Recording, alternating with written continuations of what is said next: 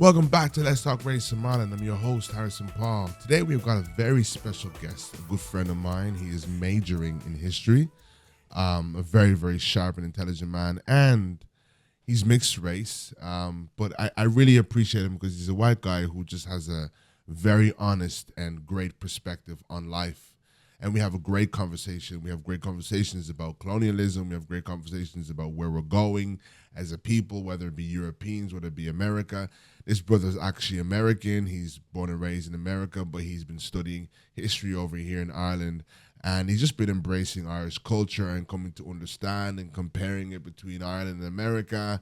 And yeah, so we have great conversations. And one of the main conversations I wanted to have him on today for you guys to kind of eavesdrop in was just these local elections and the tide and understanding what this means, where we're going, rather than just seeing it as just elections, kind of being able to understand where we're going. And one of the main things that he said, which I can't wait to have on today, was listen, if we don't wake up, if we hit the snooze button yet again, we'll wake up and find ourselves as bad as America, as we've always been very confident here in Ireland that we are not, quote unquote, as bad as America.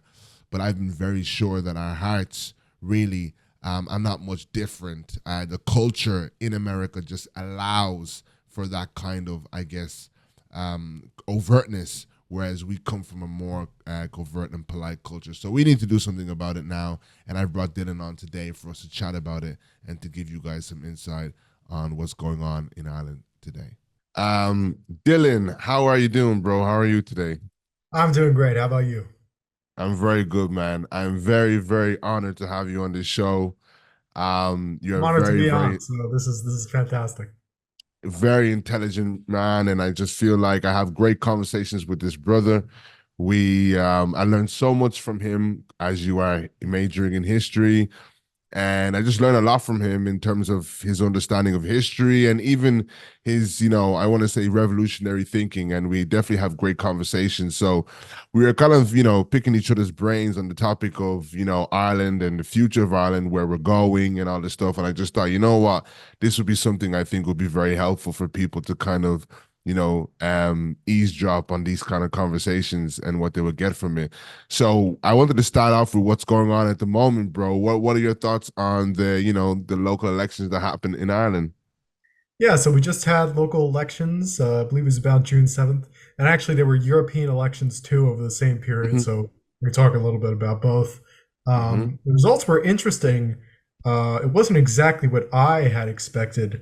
So what I expected was a wave of basically explicitly fascist candidates to win, and apparently I wasn't the only one who expected this. Several political commentators had expected it as well. What we got was around six explicitly fascist people elected, which is of course super dangerous. The fact that there are any of them at all should be a warning sign to anyone who cares Yeah, about yeah, the yeah, future yeah. of Ireland. Right. And then many more far right independents. Hmm. So that's kind of the context that we're going into here of the Yeah, far right yeah, being embraced for the first time. yeah, yeah. And one of the main things that I feel like, one of the things that you said off camera that I feel like, you've made very clear to me off camera that I want to make clear to people on camera is that we always mention, of course, you're from America. What part of America are you from? Just to give them a quick background. Yeah, so it's Pennsylvania. That's a northeast state. It's Wow, yeah. it's a major city, in Pennsylvania.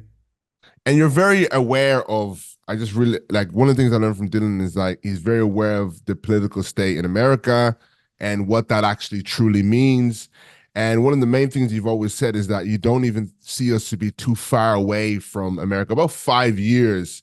Yeah, And one of the major points you said to me off air was we have an opportunity right now either to hit the snooze button and to continue snoozing or to actually act before we end up in this place. And I just wanted to kind of say, like, one of the main things that are being argued in America is nationalism and what is nationalism. But I want to ask you, in terms of an Irish perspective, what is the difference between nationalism and republicanism, if I said that correctly? sure.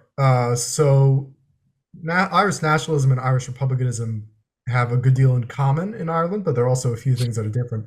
I think the first thing I want to start out by saying is that, interestingly enough, uh, what we're seeing currently with the anti-immigrant movement in Ireland, by the definition of Irish nationalism that we have, can't be considered an Irish nationalist or an Irish Republican movement, because in order to be like the definition of Irish nationalism that we have currently now, that could change. And that could change to become basically full-on white nationalism if they're successful in over time, you know. But right now, essentially what it means is it's an ideology that seeks to unify Ireland and end British occupation or British presence anywhere in the island. That's Right. what it means. Right. What you have right now, what you have right now is a movement that I refer to it anytime I talk about. I don't even use the term anti-immigrant really. I use the Yeah. term white Yeah. nationalist Yeah. Yeah. Right. because this is an explicitly ethno-nationalist movement. And that's not to say that you couldn't have, and you certainly have had in the past, especially Irish nationalists or even Irish Republicans who were white nationalists. You absolutely Yeah. did. But what's so interesting about this movement is that it doesn't even make any pretensions to being an Irish nationalist or an Irish Right. anti-colonialist movement. It is literally just a white nationalist movement. It's not interested in a united Ireland Yeah, or anything yeah, like that, you yeah, know? yeah, yeah, yeah. I really appreciate that. I really appreciate that.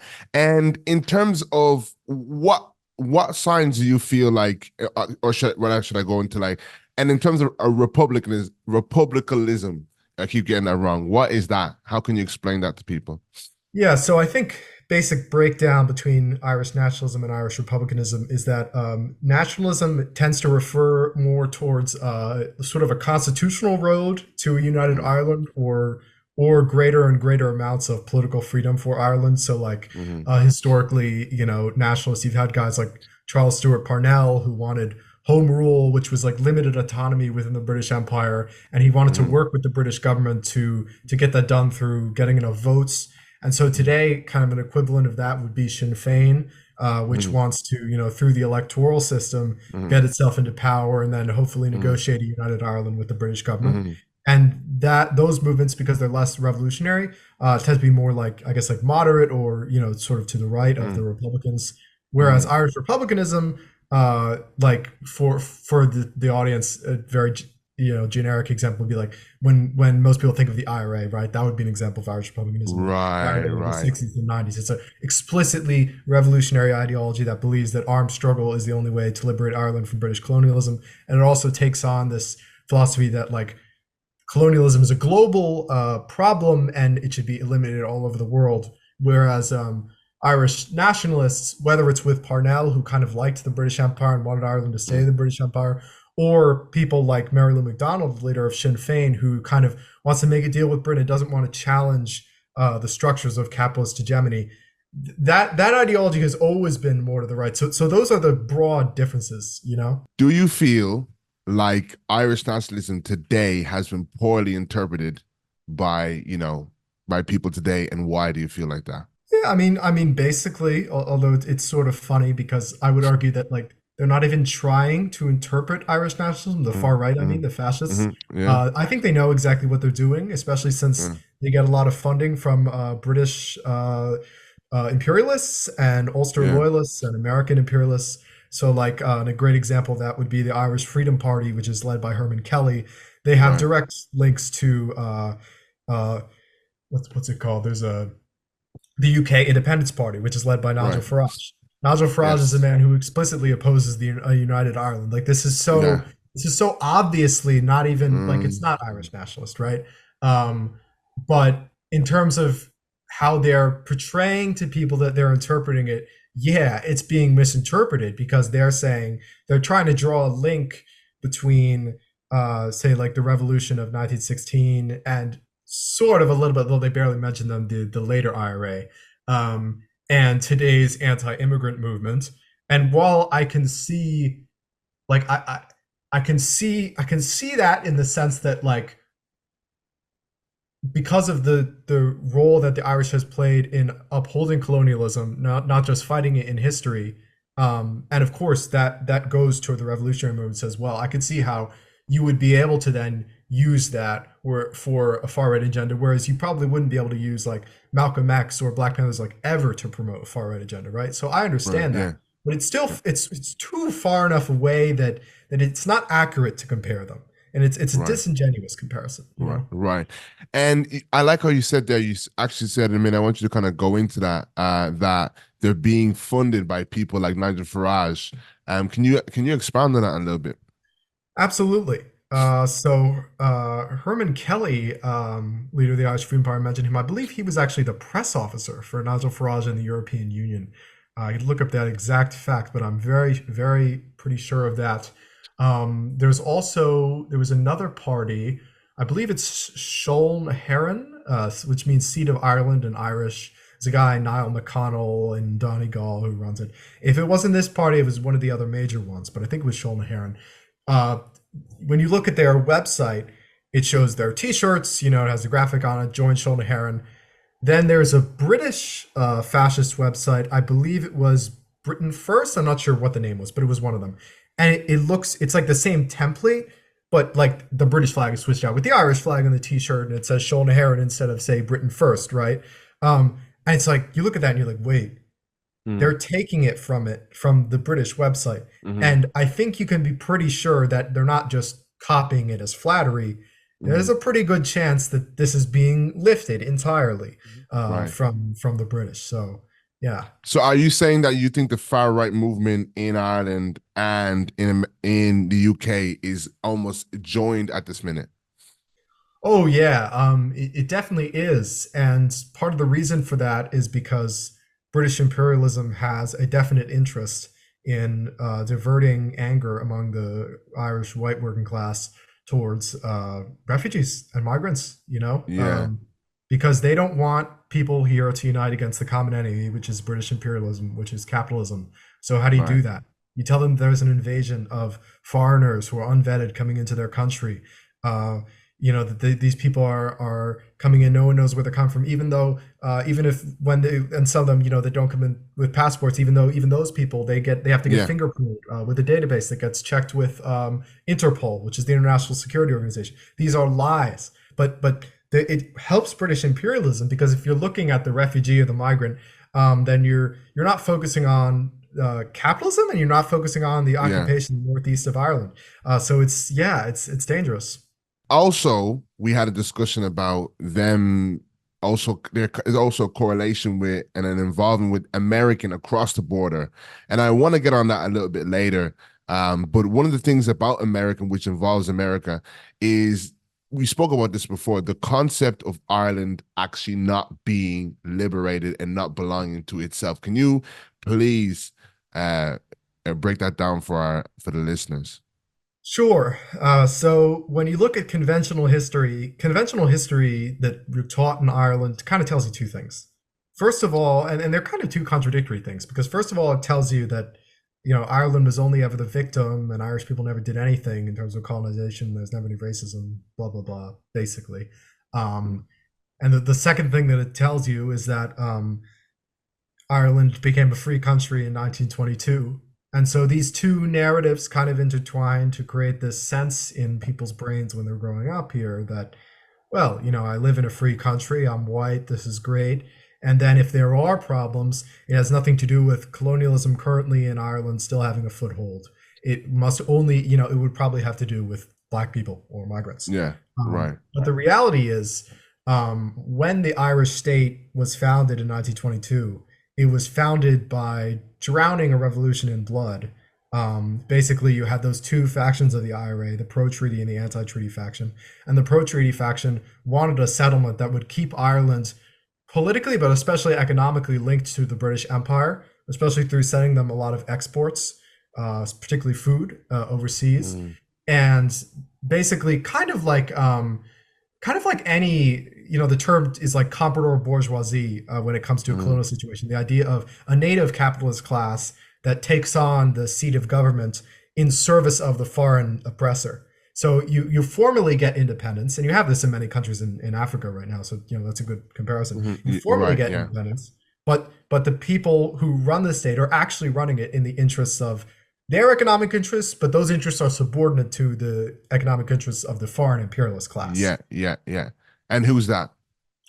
So like for instance, Michael Collins, perfect example. Mm, He was killed before he could really take power. But this was a leader in the pro treaty side. But then if you go up to takes a little going through history, because if you go up to today, like you also have famous people like Eamon de Valera. You could go Mm, to the current Taoiseach, Simon Harris. mm, That's not mm, changed. But part of what has changed in how Ireland is dominated by foreign capital is that it used to be that the economy was very much based on sending agricultural exports to Britain. Now mm, it's very much about, there's a change in the 90s with the economic boom. Now it's about foreign corporations, particularly American corporations like mhm, X, for example, mhm, which mhm. also controls the minds of people here a lot, Yeah, coming definitely. in Yeah. and dominating and exploiting labor, and siphoning massive amounts of wealth out of the country towards mostly Mhm. American companies. So it's that's why you see these tech multinationals today. It's a sign of a modern day neo-colonialism that hasn't gone away. I love this. And now, for the people who are watching, for the people who feel like people like Gavin Pepper or you know what I Yeah. mean, Steeson, Maliki Steeson, and the fact that they're trying to make people feel like foreigners are the reason, and it's not these multinationals who are really owning the country. It's a big question to ask you, but how how can you debunk in this moment their resolution as to what the real resolution should be for the problem such as this? Sure. So first of all, the revolution resolution isn't entirely clear, but it seems Mm, that a big part of that would be kicking all or most migrants out of Ireland, and mm, then essentially the idea being that then housing would be given to those who are white and Irish, who are already yeah. here. Now, the problem with that narrative, in my view, is that it neglects the question of who owns the housing, who owns the property of the country in Yeah. general. So when you look at these manifestos, it's pretty explicit. They want private property, so they want a housing system that's for profit, not based on human need. Uh, Mm, and unfortunately, under that kind of a system, let's say you were to even kick all the refugees and migrants out tomorrow, right. um, landlords would not stop charging people extortionate high rents. They would not stop kicking people out of their Mm, apartments because they're going to do what's profitable for them. mm, Um, and there is a direct link.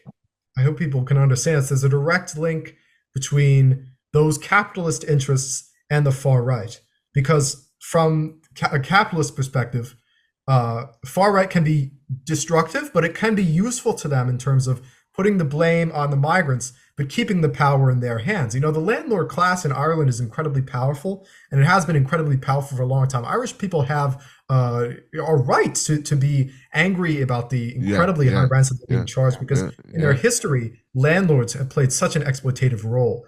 But those people are the very same people counting on us to look at people of color and say, you know what, we should just kick them out, because at the end of the yeah, day, that turns you away from the real solution, which is socializing the housing and using it to go to human needs, that we can actually end homelessness, and we can do it for everyone in this country. We have 166,000 vacant homes. That is more than enough to house everyone wow, in this country, migrants wow, or otherwise. wow.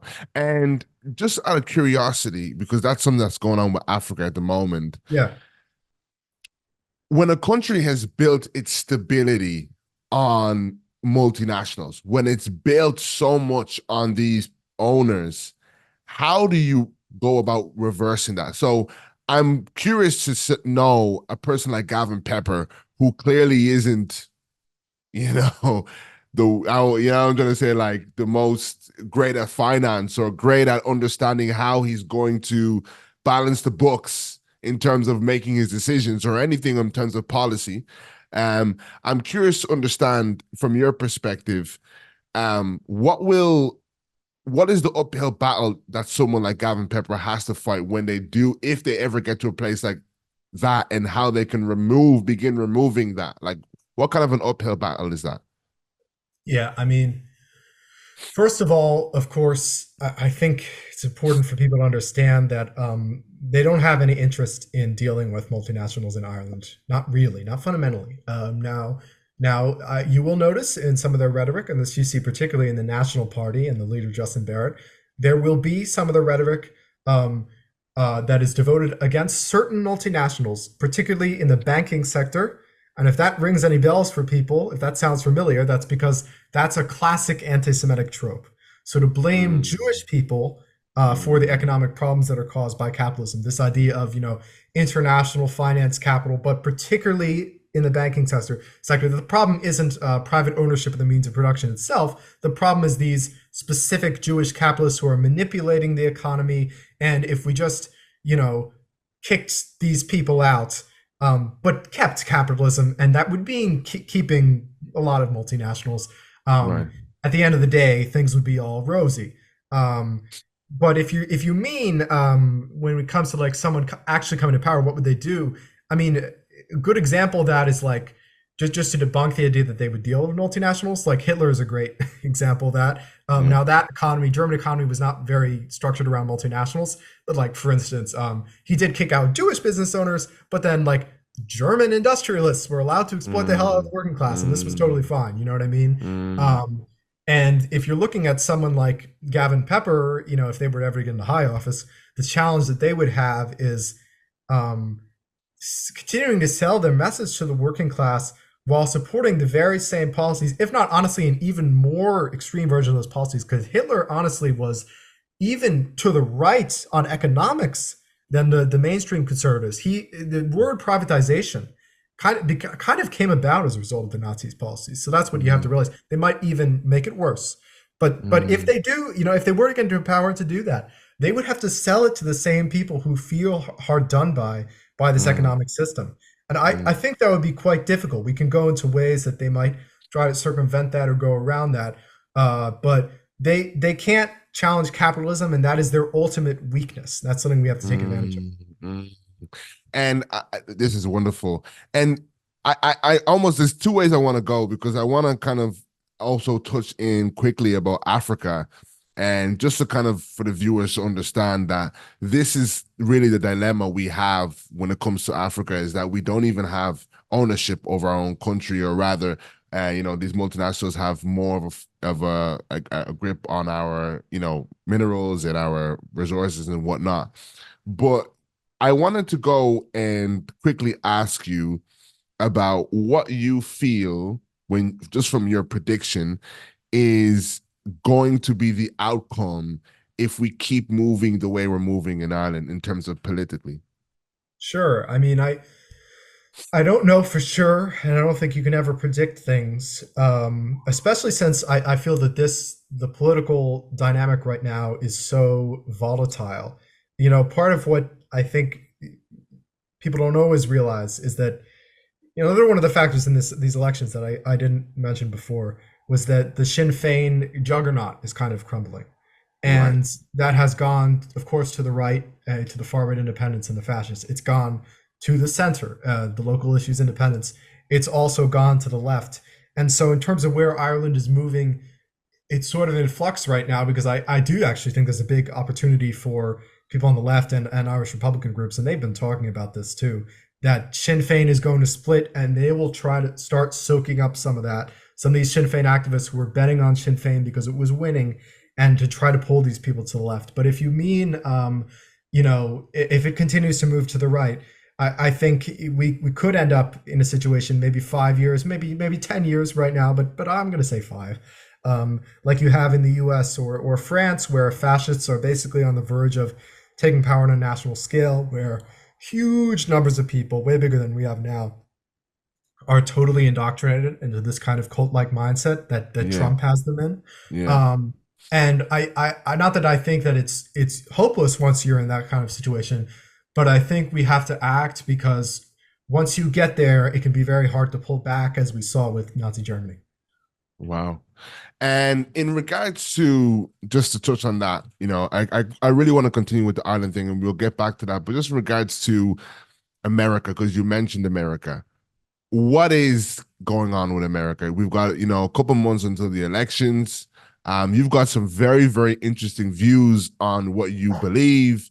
Yeah, and I just really want you to kind of get into that. So let me know, first of all, your thoughts about the elections. What do you think is going to happen come November? Sure. So I'm not sure exactly who will win, but I can definitely say for sure it's going to be good old Genocide Joe, Sleepy Joe over there, versus Donald Orange Trump. These two. One of them is actively committing a genocide. The other, if he gets in, will probably commit even more genocide. So, first of all, it's not there's no choice between the two. They're both absolutely fascistic, horrible candidates. Um, it's kind of like, I sort of compare it to, like, it's kind of like picking between Hitler and Mussolini in an election. Yeah. Well, you bother voting. um I personally think that it's more likely that Trump would win, because I think Biden is bleeding support from all sides. He's bleeding support from the left with Palestine. He's bleeding support from the right with people getting more and more radicalized towards Trump. And then you're kind of left with, like, the censor, which I don't think would be enough to get him over the top. So that's in terms of how it would work out. I think that's what would happen. Mm. Trump would probably win. And I can hear that you obviously don't even have anybody that you would, think is a better option. You use the term an anarchy. Can you explain what that is? Like, can you explain? Sure. So, like, anarchism is probably the most misunderstood ideology, or one of the most misunderstood words, like, possibly ever in history, which is fun, which is, completely understandable, because it's often associated with chaos or lack of order.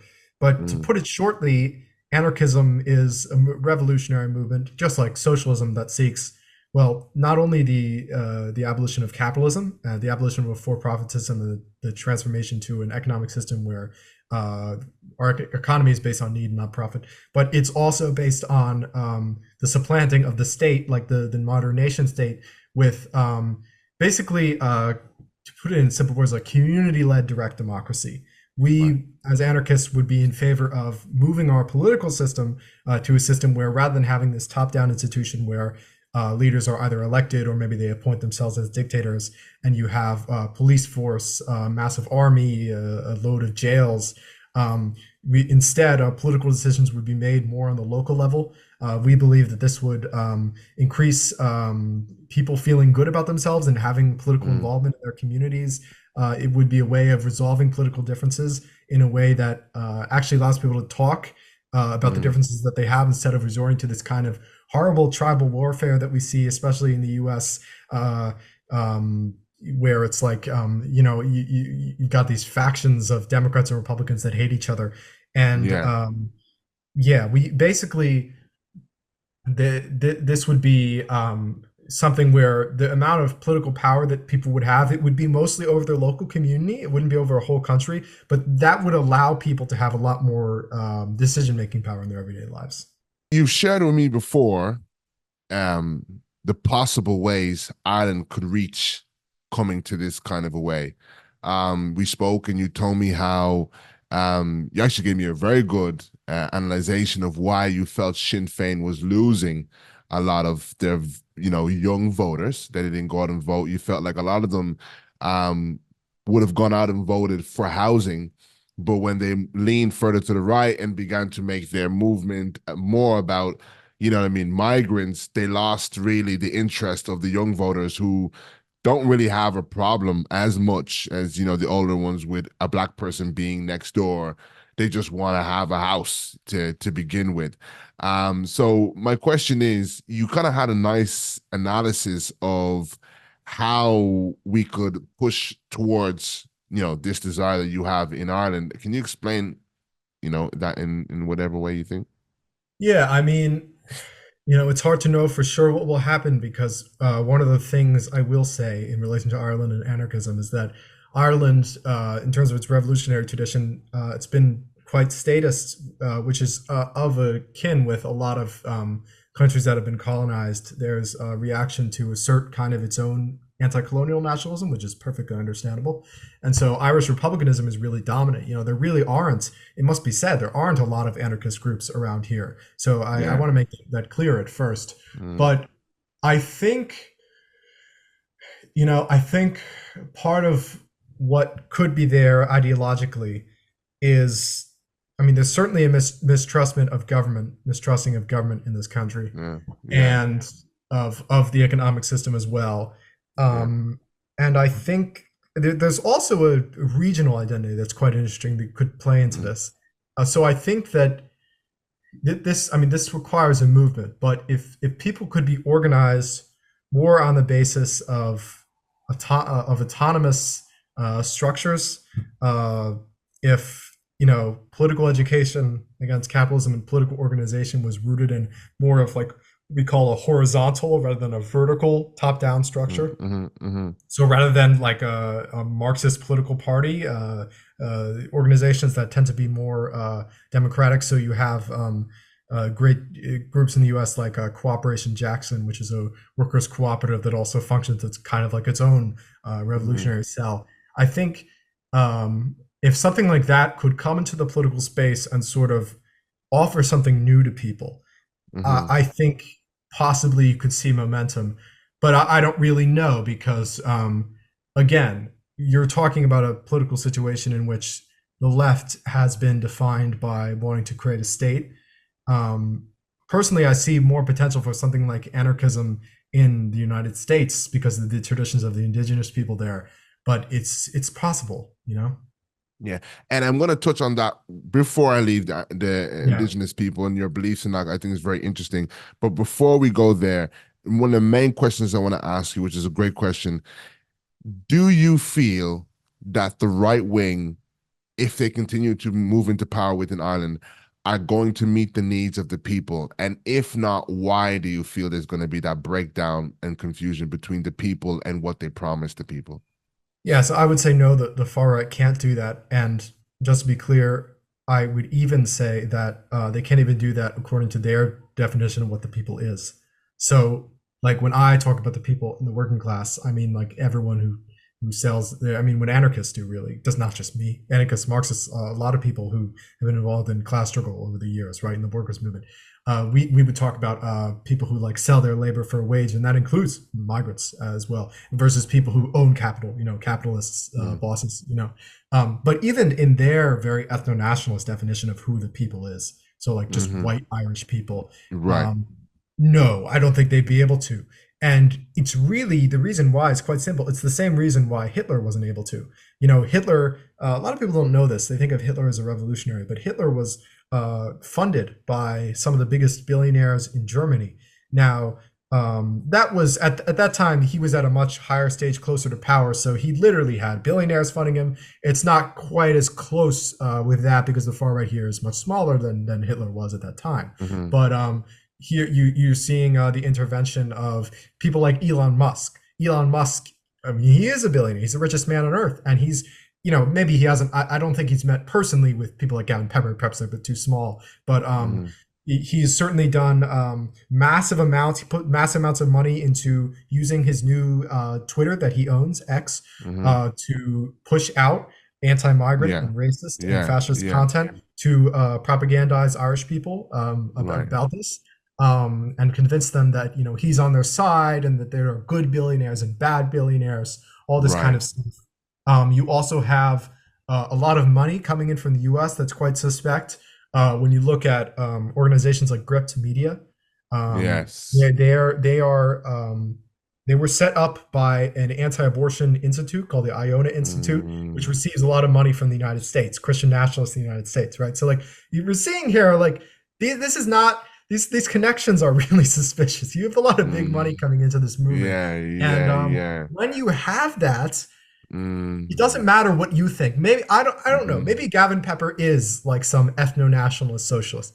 Doesn't matter mm, because at the end of the day, he and everyone else in this movement has to satisfy what their donors want, which is to mm, continue and entrench Irish capitalism along with mm, using their racist policies to divide people. And if they mm, don't do that, their funding is going to get cut off. These are people who rely on big money. mm, So that quite simply is the reason why they can't take on the big powerful interests. They can't take on big business in this country because mm, they are joined at the hip to big business, just as Hitler was. mm. And just as Hitler did well for the big businesses, if they come in, they're going to do very well for people who are rich, and they're going to screw over people who are poor, Yeah. particularly refugees, but the Irish working class too. They claim to represent. Wow. Wow, thank you so much. And lastly, because I think this view is very great, and we've only got about 5 minutes left, but I wanted to make sure you just add in. You have a very interesting view on the Native Americans and what you believe. Can you just kind of break down for the people watching on your belief of the Native Americans and that you actually believe that regardless, America is a colonial state, and there should be there's no almost silver lining for America. It should be Turtle Island at the end of the day. Can you explain that? Yeah. First of all, I guess I would say it's not too important what I believe because I grew up as a settler on stolen land. That's the reality. Look, I may Wow. not be white, but the fact is that anyone who's born into a settler colony, whether it be the United States, whether it be the state of Israel, and I have this too, we have complicity in that situation, right? Because Mm, this is land that used to belong to people and was owned communally, and then many of my ancestors took it from them, and now we're benefiting. So I would say that first of all. mm, First thing, as I always say, is to listen to them, to the indigenous people, and I would especially recommend a podcast called Indigenous Action about that. But as to my view is not really original to me because I basically learned things from those activists, from those people who are involved in those mm, struggles, and their understanding of it based on their own dispossession and experience, quite similar to Black people's understanding of their oppression and what you talk mm, about, Harrison, is that basically what we call the United States of America, just like the state of Israel, people are coming to realize this, was mm, founded on the dispossession and genocide of a native people by an mm, invading colonizer force. So like English people, French, other Europeans, mm, who basically drove them off their land. They managed to kill many of them over a period of time. mm, And settled. They took over the places in which they lived, and they created basically a capitalist economic system. That's why you see why you have all the cities that America has today and the economic power. And they also, of course, gave land to white settlers who had less money, who were poor, to get them to feel that they had a stake in this colony. And that's part of mm, why the white working class in the United States tends to lean towards, why have people like Trump gotten power? It's because this idea of like, we're being protected, we're the white people, and this land belongs to us. So mm, at the end of the day, if you are looking at a country like the United States and you see all the problems that it has, rampant racism, economic inequality, the drive mm, to war, because of course mm, it's an empire, right? All of these kind of things. The only way that we can really solve that is by overturning the system itself. And in the United States, that means not only capitalism, but it also means the very colonial state itself, because the United States of America was set up to be an empire that would basically extract massive amounts of wealth from the mm, land that they stole from the indigenous people and privatize what was once communal land. It was set up as an empire that would go to many places around the world and hurt innocent people through bombings and all these horrible invasions, and again extract material wealth and resources from them. And so if we want a future on Turtle Island, which is the indigenous name for it, that is equitable and that actually would give us a way forward towards progress, then yes, you need to abolish the entire United States as a country. What would need to happen, what we need to replace it with, is to give self-determination back into the hands of the indigenous people. mm, That because you think about it, nations, indigenous nations like the Wampanoag tribe, right? They still exist in a way on the land, right? Like you'll all have right. indigenous federations, right? This is the Cherokee Nation, this is the Sioux Nation. The idea is basically for those nations to once again take control and for self-determination to be in their hands in terms of what kind of system do they want, and in the hands of Black Africans too, because they were brought there forcibly. Mm, Not the whites who have stolen and pillaged and done so many horrible things over the years. And mm, it's very likely that if they were to change the system, because I've heard from a lot of these activists, they would want it to be more like what it was, which is where the land would be communally owned. mm, Economy would be based on need, and we wouldn't have this horrible capitalist profit system. mm, So just like with the Palestinians, so they deserve self-determination, and there can't be Israel and Palestine at the same time. There can't be a United States and a Turtle Island at the same time. It's got to be Turtle Island. wow. Wow, brother Dylan, thank you so, so much. It has been wonderful. I'm definitely going to have you back on because I want us to discuss more on just the concept of colonialism.